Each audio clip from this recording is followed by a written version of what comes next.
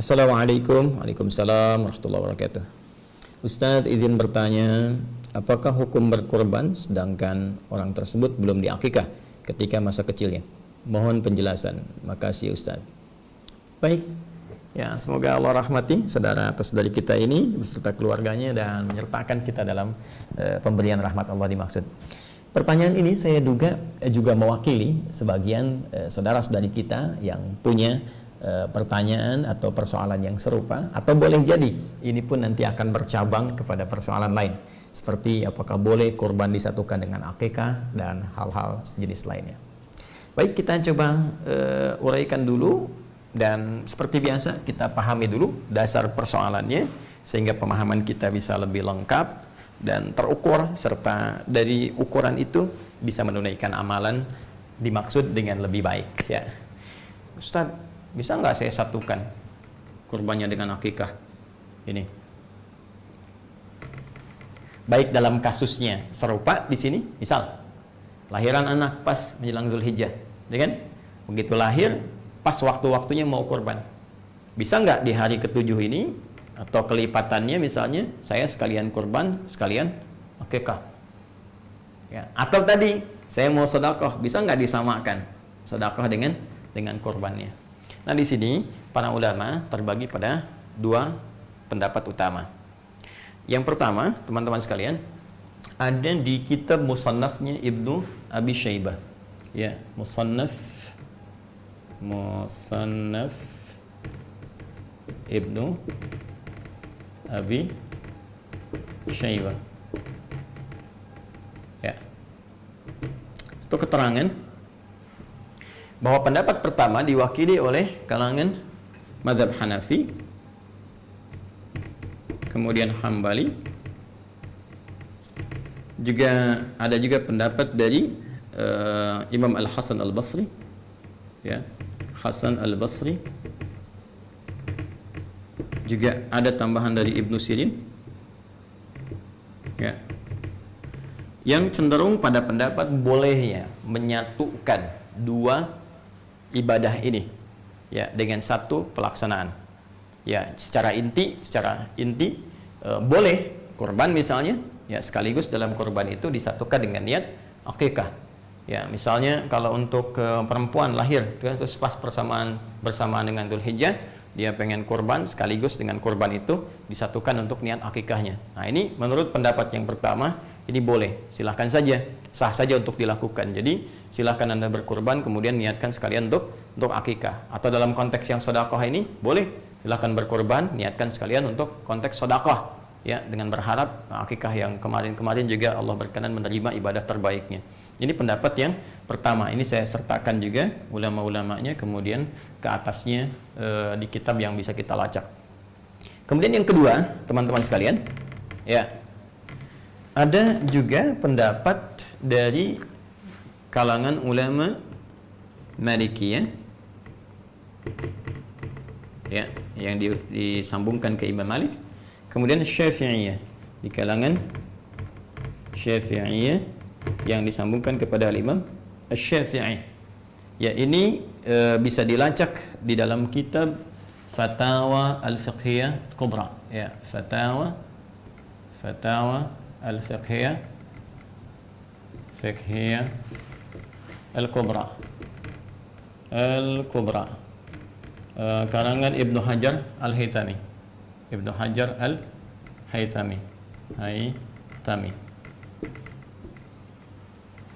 Nah, ini menarik pendapatnya. Ya, sebelum beliau mengurai boleh atau tidaknya, yang paling menarik beliau uraikan dulu esensi dari ibadah ini. Ya, perhatikan baik-baik. Teman-teman sekalian, akikah seperti kita ketahui itu ibadah yang ditunaikan untuk bisa dengan ibadah itu diharapkan menjadi pengarah kepada anak dengan izin Allah supaya tumbuh lebih baik di masa depan. Karena itu ibadah ini spesifik ditujukan kepada anak. Kalau dalam bahasa kitabnya fidaul walad, ya, jadi penebus anak. Ini ibadah untuk anak sebelum dia dewasa. Sedangkan kurban, ini akikah, kurban itu tidak spesifik ditujukan kepada anak. tapi lebih kepada jiwa, kepada diri, fidaun nafsi, ya, korban. Ya, itu sifatnya ibadah yang ditujukan untuk mengarahkan jiwa, menata diri, ya, diri pada setiap diri, jiwa yang bersifat umum sifatnya, jadi nggak spesifik dalam rentang usia, bisa untuk anak-anak, bisa untuk orang dewasa, ya, bisa untuk bahkan kakek, nenek, bahkan ini bisa diarahkan kepada yang sudah wafat. Ya, ada orang sudah meninggal dunia kemudian ingin dikorbankan, ini masih boleh. Akikah tidak. Ya. Jadi dari sini dilihat kemudian oleh para ulama Malikiyah, Syafi'iyah dengan referensi yang saya sebutkan, karena sifatnya ini berbeda, beda jenis, ya, tidak sama, maka mereka lebih cenderung untuk memisahkan akikah dengan kurban. Akikah tersendiri, kurban tersendiri. Jadi kalau Anda ingin akikah, silahkan niatkan akikah, ya, dengan ketentuan yang berlaku. Kalau Anda ingin kurban, maka silahkan niatkan kurban. Nah, kapan waktunya? Kalau ada waktu akikah, karena spesifik akikah itu waktunya terbatas sampai menjelang dewasa, maka dalam konteks ini dahulukan akikah dulu. Jadi kalau ada pertanyaan, yang ketiga, Ustadz, mana yang dahulukan, akikah atau kurban?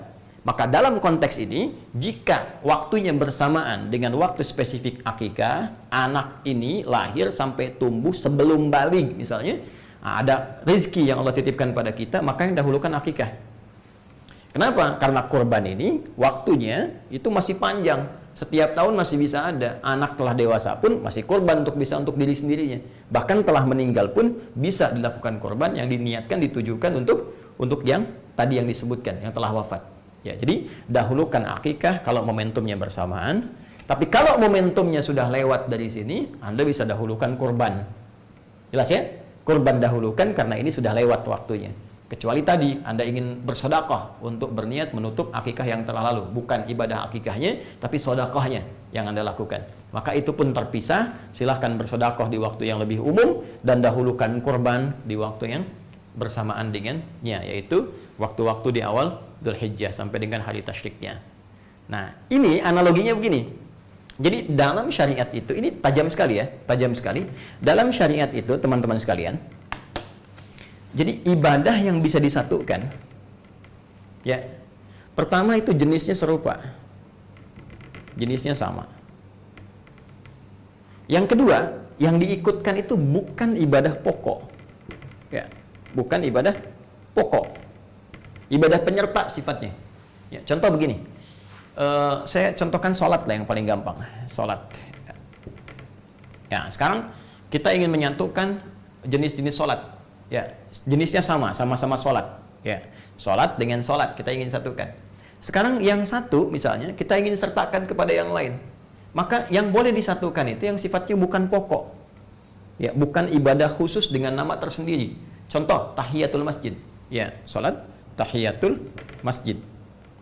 Tahiyatul masjid itu bukan sholat yang berdiri sendiri, tapi lebih menunjuk pada keterangan Rasulullah setiap sholat 2 rakaat yang ditunaikan sebelum kita duduk di masjid. Semua jenis sholat 2 rakaat. Kalau bahasa nabinya, bima makna qala Rasulullah SAW, idza dakhala ahadakumul masjidah. Ya, idza dakhala ahadukumul masjidah fala yajlisa hatta yusalli rak'atain. Idza dakhala, apabila akan masuk ahadukumul masjidah, satu di antara kalian ke masjid, ya, fala yajlisa, maka jangan langsung duduk. Jangan di sini sifatnya menunjuk kepada larangan yang diutamakan dalam pengertian sunnah, gitu kan? Ya, hatta yusalli rak'atain, sampai dia salat 2 rakaat. Ya, jadi salat dulu 2 rakaat, kemudian baru dia duduk untuk i'tikaf. Ini sifatnya sunnah. Ya, artinya dalam keadaan terdesak pun dia kemudian mesti duduk, langsung duduk saja. Jangan dipaksakan kemudian sunnah menghambat kepada sesuatu yang lebih utama. Contoh dalam kasus khutbah Jumat. Nih banyak saya temukan khatib sudah naik ke atas mimbar, bahkan tengah-tengah khutbah orang datang terlambat, terus maksa masuk ke dalam masih tahiyatul masjid. Ya, yang paling celaka yang masuk 1, 2, 3, 4 orang, khatibnya sudah masuk khutbah kedua, udah mau ditutup, datang sholat lagi. Kapan ditutupnya?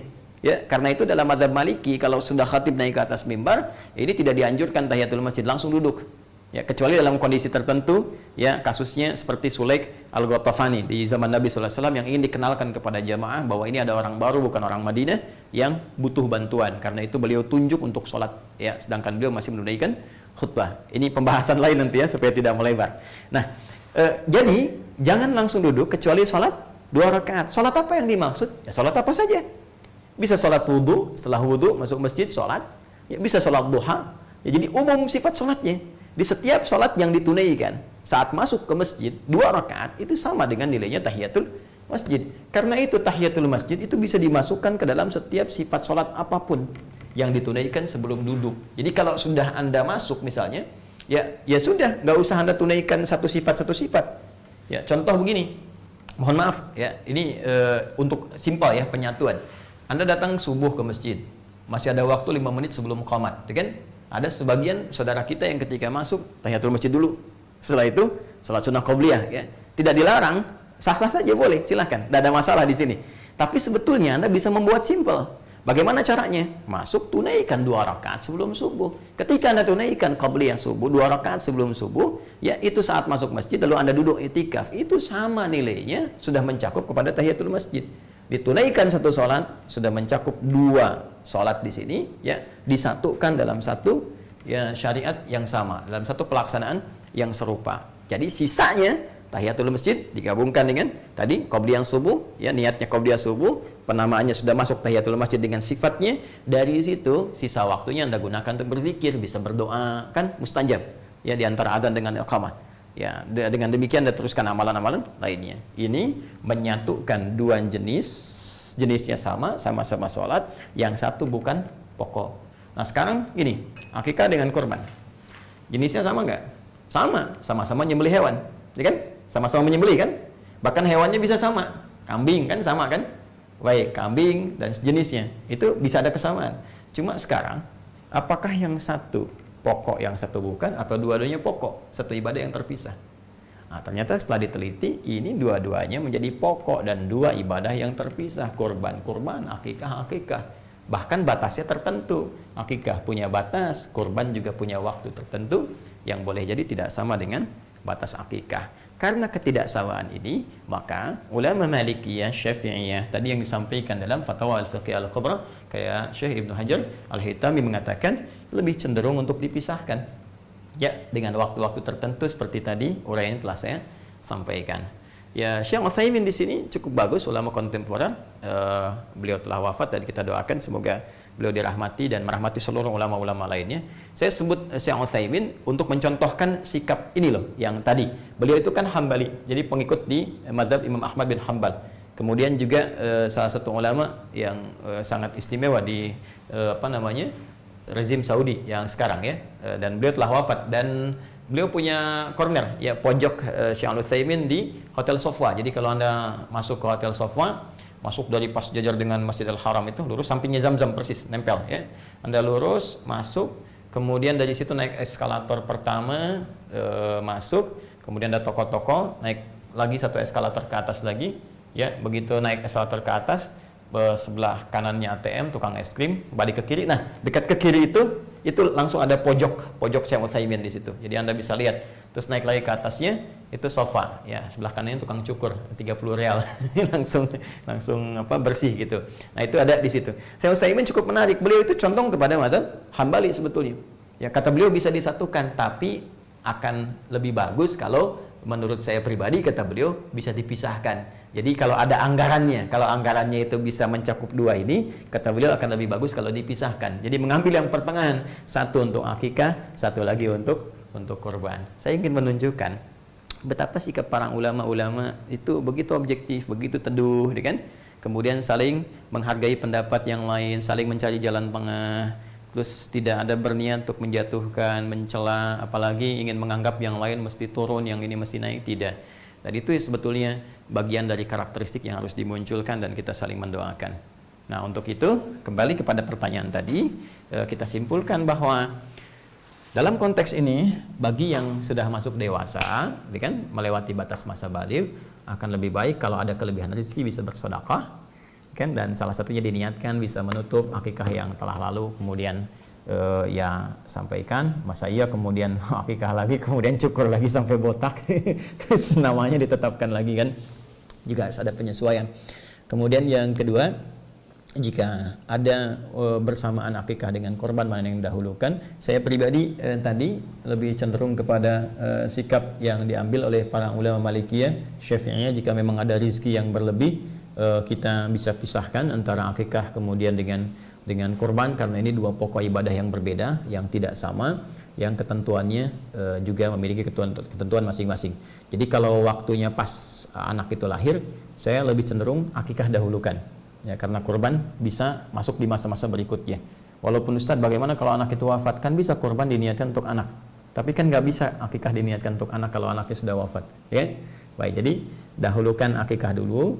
Nah, kalau terbalik situasinya sudah dewasa, maka dahulukan kurban dulu, ya, karena waktunya khusus. Nanti setelah kurban, kalau Anda ingin bersedekah mengganti yang akikah, maka itu silahkan dengan segala kelapangan, dan semoga Allah menerima amal ibadah dan merahmati kita semua.